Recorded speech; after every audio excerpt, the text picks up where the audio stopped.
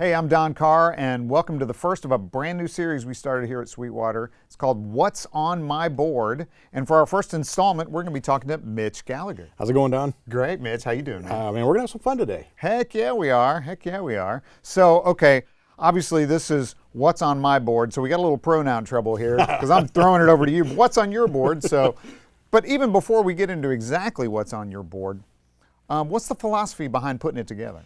Well, man, it's kind of interesting. The situation that you and I are in, I mean, we both do, you do more than I do, but we do a lot of pedal demos. Right. We talk to a lot of pedal manufacturers, we go to the trade shows, and we have thousands of pedals available here at Sweetwater, so just choosing the right pedals is always the big challenge. I mean, it's a tough situation to be in, right? Yeah, I mean, right. We suffer pretty badly. Yeah. For me, you have to look at what the end result should be. I think the mistake that I see with a lot of people making boards is they try to make a board that'll do everything, and I certainly have been very guilty of that. You end up with a huge board, and that's fine, that's a lot of fun, and I still have a whole cabinet full of pedals at home.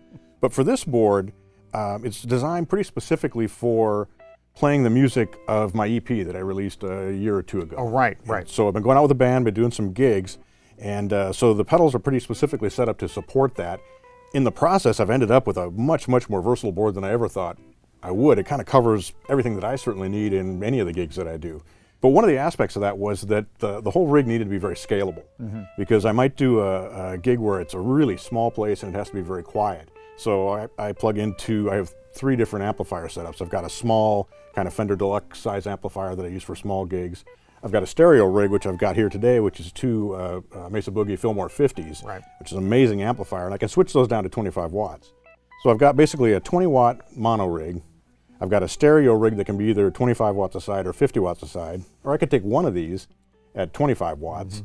And then I've also got a big 100-watt boutique head with a 2x12 for big stages. And in fact, I can take the big boutique amplifier, the 100-watt amplifier, and these 2 Fillmores and do a wet, dry, wet rig. Oh, man. So I wanted the board to support all that, and so some of the pedals I landed on are very specifically to support that mono, stereo, wet, dry, wet thing. Right. And so as we're talking about this, I'll kind of try to describe why that works. Sure. Well, I mean, one of the things that's great about it is how compact it is. It's amazing, man. You really, super economy of space here. Yeah, man, you know I'm all about one trip from the car. So if I'm doing a grab it and go gig, you know, the guitar goes in a gig bag on my back, and I've got the pedal board and I've got one amp, and I can make it in one trip from the car, and I'm a happy man. Yeah, that's nice, man. With the bigger rigs, nice. it takes a little bit more, a few more trips. But. But yeah, I wanted it to be very compact, and so I've got the Friedman pedal board, and that not only provides me with 2 levels to put the pedals on, but it also gives me the interface bay on the right, or my right-hand side of it, and also the power module underneath that has 10 outputs that powers everything as well. So this board has been a great solution for me. I've actually had a number of different configurations of this and the larger sized Friedman for a bigger board that I built. But everything fits on there perfectly. I can access everything. I mean, that's a big thing for me too, is being able to get your foot in there and actually step on the pedals and control them when you're playing on stage. It's one thing to be sitting in your room doing it or in rehearsal, another thing when you're on stage. Badly lit or whatever, you know, or in the heat of battle, basically. Right. And so again, some of the pedals are selected specifically for that reason, to make them easier to access on stage. Nice. Okay, so, all right, let's get into it. Okay, I come out of the guitar. In this case, I have my Gibson CS336. Very nice. This has been my go-to axe for a couple of months now. Since I got it, I just love this guitar. It covers everything I need for the music that I do, which is kind of jazz, blues, instrumental kind of stuff. So we come out of the guitar, go into the patch bay on the Friedman, and the first pedal that we see is the Strobostomp HD from Peterson. And I'm a huge fan of the Peterson strobe tuners. I just find this one, it's a big tuner, bigger than maybe I'd like physically, but the nice thing is you can see it under pretty much any conditions, even across a stage. And it's always active, so I can actually either mute it by stepping on it, and as it is now, so we're muted, or I can pull back on the volume pedal and tune, but it's always going through there. It's true bypass. It doesn't color the signal, but it's really easy to see when you're in tune, and it's so accurate. So I love that tuner. Yeah, the accuracy is the thing, man. It's really nice, man. Right. So the next pedal we hit after the tuner is the Hot Tone Vow Press, and this is something I just discovered, I'd say a month and a half ago or so, and put it on the board. I had a full-size volume pedal on here, and at one point I had a full-size volume pedal and a full-size wah pedal, which takes up a ton of space. And I'm not, I mean, we were talking about this earlier, I don't ride the volume pedal all the time. The volume pedal is there for me to silence things when I need to occasionally do volume swells. And also if I'm in the middle position on a 2 humbucker guitar like this with 2 volume controls, then I'll adjust the volume a Right. little bit. But I'm not on it all the time. Yeah. Some guys are. Right. And I know, like in your case, you use it as a master volume. after Sure, your sure. I distortion. use it later in the chain, so it's more of a master volume kind of thing. Right. For me, it's kind of acting as the guitar volume pedal. Sure. I'm sorry, the guitar volume control when I need Right, it to. right. So we come out of that, and well, I can show you what that sounds like. So if we just as a volume pedal, works great. But then you step down.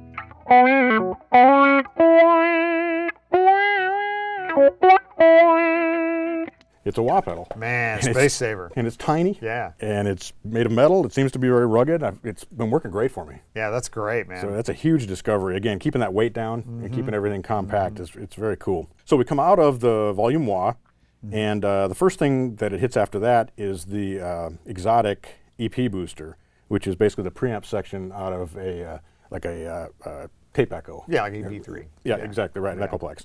And what I use that for is one of the 6 gain levels that I have available with this rig. And I didn't even think about it being that way until I kind of got it set up and realized that, man, I have 6 different levels that I can choose from. So to give you an idea, I've got the clean channel on the boogies.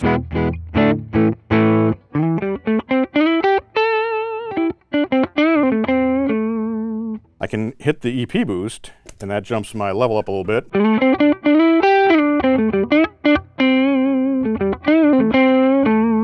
Makes things a little fatter, a little fuller sounding, even with the clean channel. Right. The next pedal is a J-Rocket Blue Note, and I really like this pedal. I use it as a clean boost with just a little bit of hair on it. Yeah. Just a little bit of edge, but I'm also using it for a little bit of tonal shaping. I'm pulling out some lower mids. Yeah. And so if this is my dry sound. If I step on the Blue Note,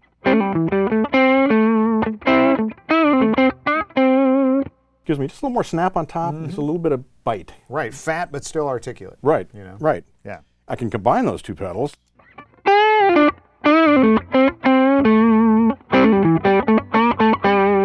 That's a nice fat, Yep. a little bit of overdrive. Sort of we were talking earlier, sort of the Larry Carlton kind of. Yep. Plenty of gain. sustain. Yeah, right, Yeah. right, exactly. Really sings.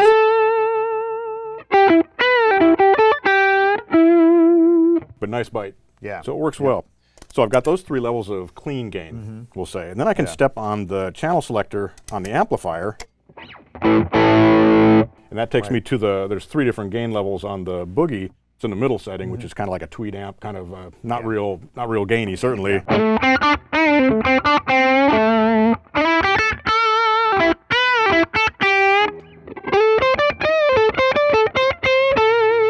Now I can hit the Blue Note. Wow, that's interesting. Compresses a little more in that channel. Nice, man. Compresses, but it still gives that little bit of top end kind sure. of snap to it, Sure. and opens up that lower mid range just a little bit. That same shaping that's going on there. So I really like that Blue Note pedal because it lets you. It's almost like a combination of a shaping EQ and just a little bit of bite. Yeah, So yeah. I mean, I could leave that pedal on all night, but as it stands, it's Right. one of the kind of 3 levels. So Yeah. I've got the amp distortion with the Blue Note. I could also just step on the EP boost. It's a big sound. Yeah, right? different flavor for sure. Yep. Or I can go back to the Blue Note and then add the EP boost along with it, so all 3.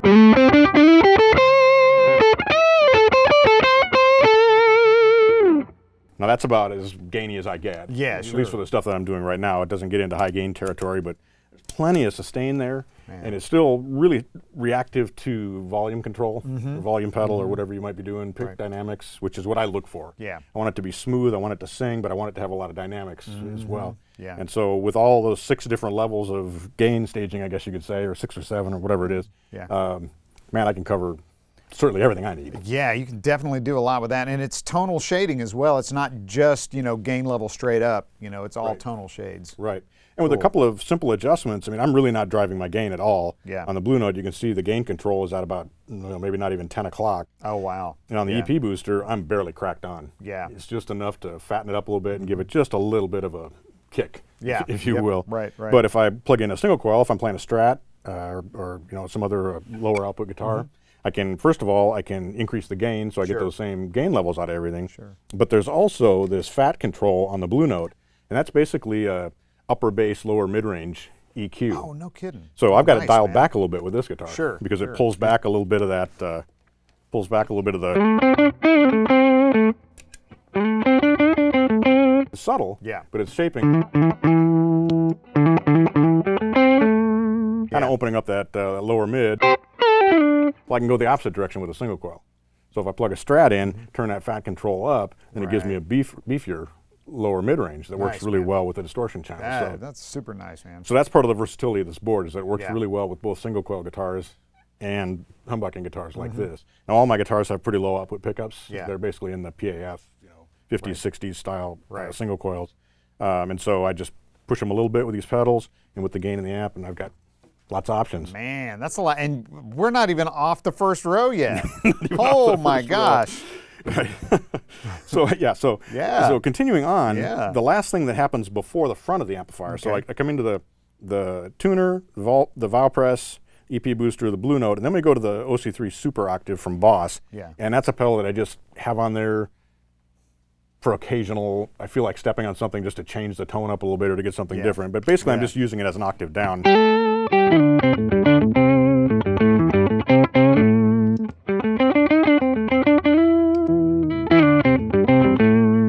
So just once in a while, Right, just to right. mix the tone up a little bit or add a little bit of special effect. There's a lot of parts that were written on my EP where they're harmonized with multiple guitars and saxophone and things. And so if I can add an octave below and then drop saxophone in between when we're arranging them for live performance, it gives me that fuller sound. Sure, just fattens it up. Sounds more like an ensemble kind of thing as opposed to two guys playing. Or Yep, That's exactly cool. right. Yeah, exactly super right. nice, man. So from there, from the Super Octave, then we go back out of the Friedman, Okay. and it goes into the front of this amp that's behind me, the Okay. Fillmore 50 that's behind me. It goes through the preamp of the amp, and it's set for either clean or dirty. Right. We come out of the effects send in the back, comes back to the board, Okay. and then through the board comes to the input of the Boss MD500, which is all my modulation effects. Right. Now, I only use 3 modulation effects. So at one time, I had a chorus, a phaser, and a rotary speaker pedal on here. And it was just 3 pedals to keep track of. And A lot of real estate. it takes up more real estate. Power supply. And by the time you go through 3 pedals, I was hearing the tone change a little bit. Wow. And so even in the effects loop. even in the effects loop, I was just Man. hearing it, just was losing a little bit of life out of Yeah. it. Subtle, nobody else would probably notice. And Right. on stage, you probably wouldn't notice. But Right. the kind of thing that just once you hear it, bugs you. Can't unhear it. Yeah, exactly. And so I had the MD500, and I really liked this box. And so what I did is I sat down and recreated the sound of those 3 pedals. Oh, there you you know, go. so I programmed them. Yeah. And there are a couple features of the MD500 that I discovered that make it perfect for what I do. Yeah. So normally you would have this set up with banks of 2. And so you'd have an A sound, you'd have a B sound, and then you bank up and you bank down to move to the Right. next set of, back down, move to the next set of sounds. Sure. But you can put this into a mode where the 3 switches become A, B, C. And so I've actually got 3 presets here. So I've got my chorus, my phaser is under 1B, and then under C, I have my rotary speaker. Right, so it just...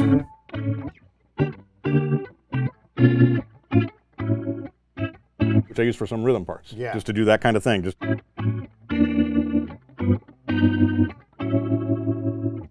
Man, that's perfect. And they're all right there. They're all right There's there. no menu diving, no There's no doubles banking, clicking, no and they're nothing. spaced widely enough that I can Yeah. reach in there even with my Right. big boot and and not hit Yeah. other things. You know, Yeah. they're spaced widely enough.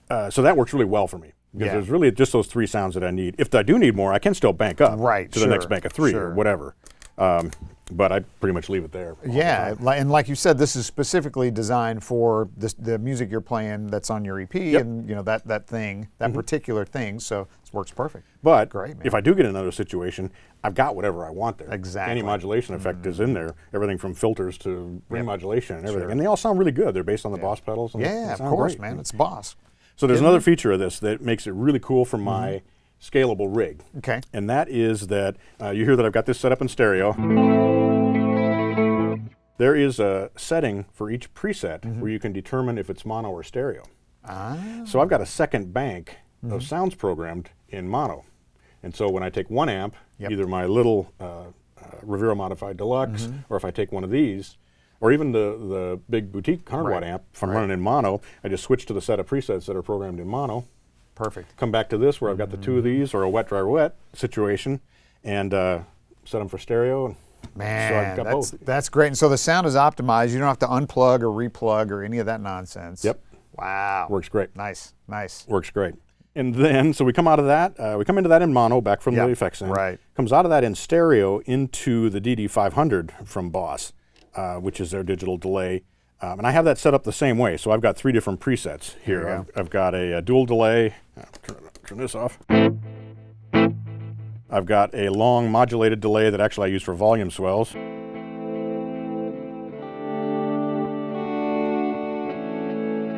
And then I have another sound that I use for a couple of particular lead things. And so those 3 sounds are just instantly available to me. And actually what I ended up doing was, you built a pedal board for Steve Vai when he was here for GearFest. And it was very specifically what he wanted. And what he had was a chorus in stereo feeding 2 Boss DD7 delay pedals that were set separately for 2 different amplifiers. Well, I had that initially on this. And that was great. But I mean, it gives you a really cool, like what I like about this dual delay thing is it gives you a nice ambient. But it's kind of not like just a delay repeat. Right. And it's kind of not like a washy reverb. Yeah. It's pretty clean. Yeah. And so I really liked what he was getting out of that. And so I had the 2 DD7s. That's great. But then I don't have my swell delay that I wanted, and I didn't have the other delay. And again, 2 pedals, power supplies, connections, blah, exactly. blah, blah. So what I did is I sat down and I duplicated using the dual delay. So you can run 2 delays simultaneously inside the DD500, pan one to one side, pan one to the other side. Perfect. And so I set one side up to be like one of the DD7s, the other side set up like the other DD7, save it as a preset, and now I can instantly go from that dual delay thing to my swell delay to just my little more straight ahead delay kind of a thing. And again, I've got those 3 presets are basically what I used, but there's a whole world of other things that are available. If you need them, and I can still bank through them. You know, you can still, well, if I step on it right, you can still bank through it.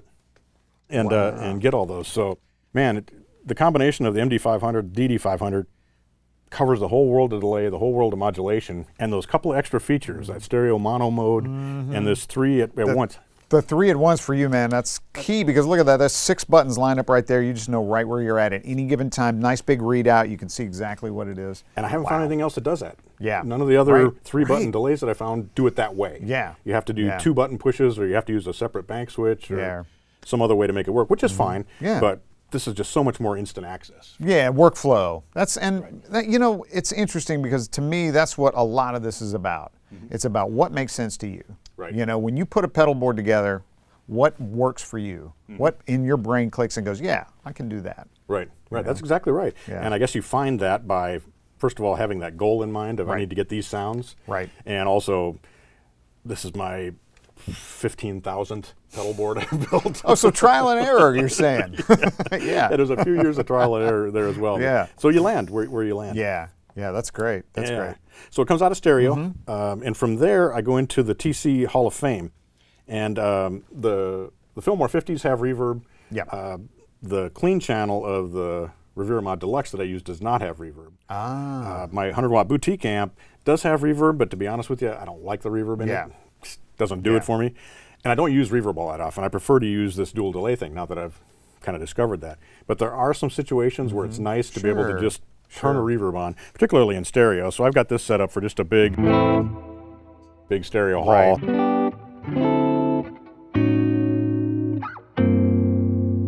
And so it's there.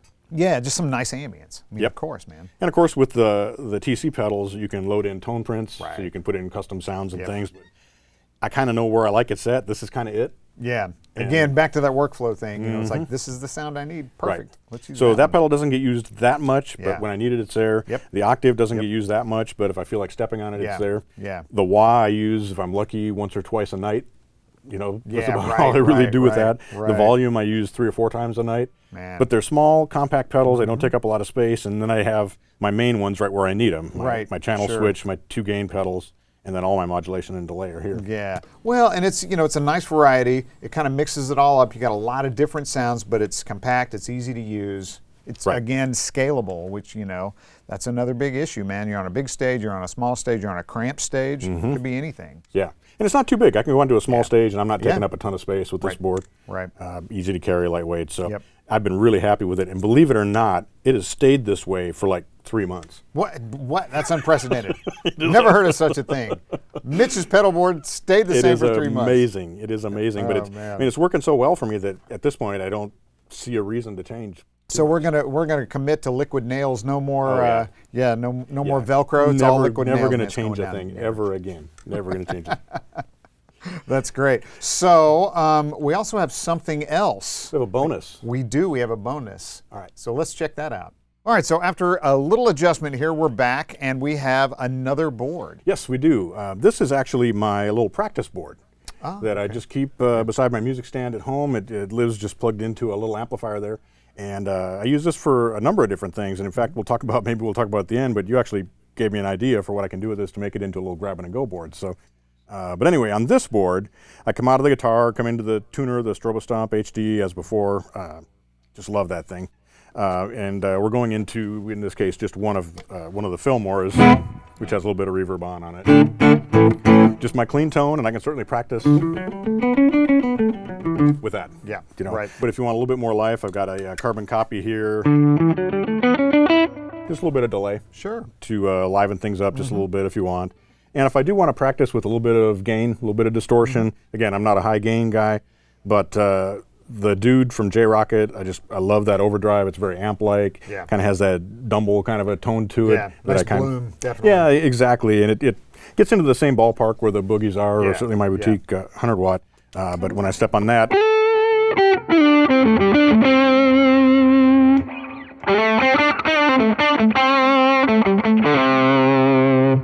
so gives me a nice tone to practice with. Yeah, always good to be inspired when you're practicing. You know, I'm a firm believer in that. I used to practice a lot with my guitar unplugged. Yeah. And, you know, it's an interesting thing because I think that the way you practice is a lot of what translates to the stage. Sure. And when I started practicing actually through an amp, I found that changed the way I do some things and the way you attack the strings and the feel that you get and things. And to me, that translates better to the stage. Oh my gosh, yeah. So having a clean sound with a little bit of delay like I would play live, or being able to step on a little bit of overdrive for practicing songs that have a little bit of overdrive,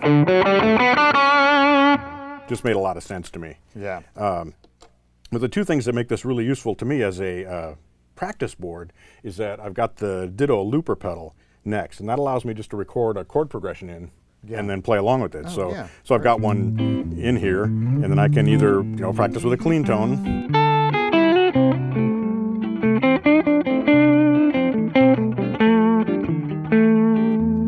or I can step on the distortion and do a little bit more of a.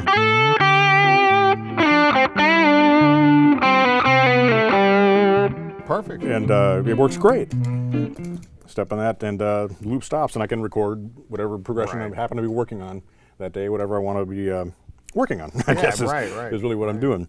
But the other pedal that I've been finding really useful, I've had this pedal for quite a while, but I've just started using it a lot, and that's the freeze pedal from Electro Harmonics, which is a sustainer pedal. Right. So basically what I do with that is I play a chord in, and then I can practice soloing over the top of that particular chord. Right. So if I'm, for example, I'm going to do a Lydian chord, it just holds the chord for me, and then I can step on my whatever.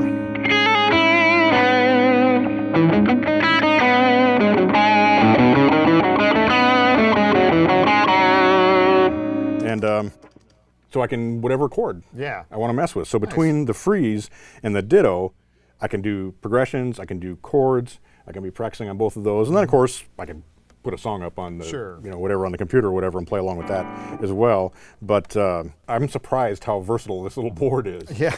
It covers clean, dirty tones, got a little delay. And we were talking about this, that it's kind of cool sometimes to have a grab it and go board that you can, that's really small, really compact. I know you have one. Yeah. That for just tiny gigs or small stages and that or even rehearsals or whatever, Right. And so we were saying, well, you could pull the freeze and the ditto off this and put something like a, I've got a Eventide H9. Yeah. And so I could just drop that on there and have all my modulation and more delays and reverbs and everything else. But then I thought, this is a Pedal Train Nano. Right. And I think the Nano Plus, which is a little bit longer, like 3 or 4 inches longer, I think I could put the H9 on there and then still have my freeze and my ditto. Oh, wow. And so I could use it as my practice board, but then if I do need to just grab this really compact little board. Still tiny. Still tiny, so it's the ever-evolving pedal board thing. Right. But for now, for practicing, this just serves my needs. It just And perfect, and I can imagine at a desk too, right? That's probably where you're sitting, so that can slide up under the desk. It doesn't really take up any space. It's completely out of the way. Yeah, I sit at a desk, so my computer's in front of me, and then I've got a music stand, and all of my music is on an iPad Pro. And so I've copied it all and put it all onto the iPad Pro with a little switch to change the pages. Yeah. And so this just sits right there, and I can step on the tones that I want, change pages on the iPad Pro, call up stuff on the computer when I'm working on things. Is an ideal practice setup. And I just find I get so much more done. I stay so much more focused. Yeah. Well, you're not jacking around with gear, trying to get things together to practice. Right. It stays there set up. You plug in, you know what you're getting. Yep. And it feels and responds, sounds, reacts just like your live rig. Yeah. Which again, it's like what are you practicing for? You're practicing to play live. Yeah.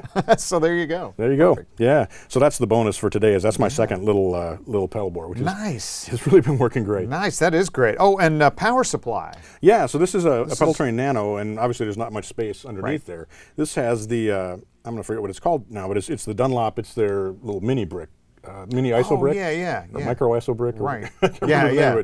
But it's their smallest little pedal power supply. It has 5 outputs, and it's small enough that you can Velcro it right under the pedal train Nano. And wow. Yeah, and great. it's still isolated. It's still isolated and just runs one cable out for the power supply. Yeah. So. That's nice, man. So yeah, that's been working great too. So wow. Very happy with this. Wow, that sounds great, man. That's really cool. Yeah, thanks. Good idea too, man. Thank Great you. idea. Thank you. Mitch, thanks so much, man. This was really eye-opening, great experience, man. Thanks for sharing your pedal boards. Oh man, it's fun. Well, who doesn't like talking about their pedal board? I mean, it's good, right? You and I sit around and talk about this stuff all the time. I know. It's so cool to do it here in a video too. Yeah, it certainly is, man, for everybody to watch and just kind of, you learn something. You really do, man. Just even talking to you about this, it's like, oh yeah, this totally makes sense. I completely get it. Right. So, and again, thanks so much. And thanks for watching the first episode of What's on My Board with Mitch Gallagher. If you want to learn about any of these pedals or literally thousands of pedals, go to sweetwater.com and check us out there, or you can call your Sweetwater sales engineer. Thanks, I'm Don Carr.